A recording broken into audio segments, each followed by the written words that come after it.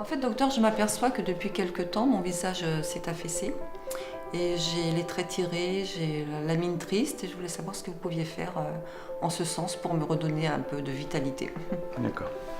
Alors, ce qui se passe dans votre visage surtout, c'est un phénomène d'affaissement, c'est-à-dire que les différents compartiments graisseux du visage évoluent dans le sens d'une descente progressive et chaque compartiment graisseux a sa manière.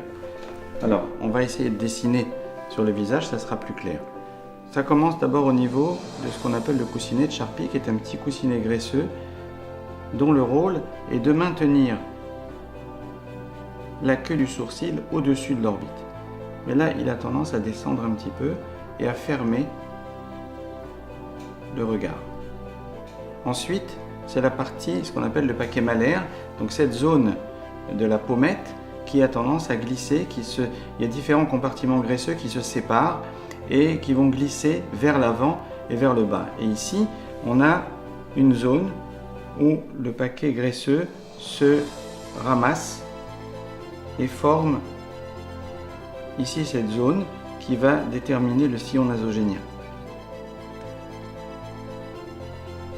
Plus bas, on a la zone de la joue où effectivement ce volume graisseux a glissé vers le bas et vient former la bajoux et le pli d'amertume. Donc on a cette zone qui se dessine de cette manière-là, on remplit comme ça, avec un creux qui s'est formé ici, puisque c'est la zone qui s'est déshabitée pour descendre plus bas au niveau de la bajoux.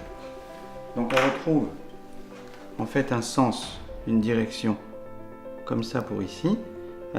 Au niveau de la pommette, la graisse a glissé dans ce sens et au niveau de la bajoux, la graisse descend dans ce sens. Donc ce qu'il faut faire pour corriger tout ça, c'est arriver à remonter ces différents compartiments graisseux pour les remettre à leur place. Celui de la bajoux doit être relevé pour revenir au niveau de remplir la joue. Celui de la pommette doit revenir pour effacer le sillon nasogénien et re-remplir la pommette. Et celui de le coussinet de Charpy au niveau de la queue du sourcil doit être relevé pour ouvrir le regard.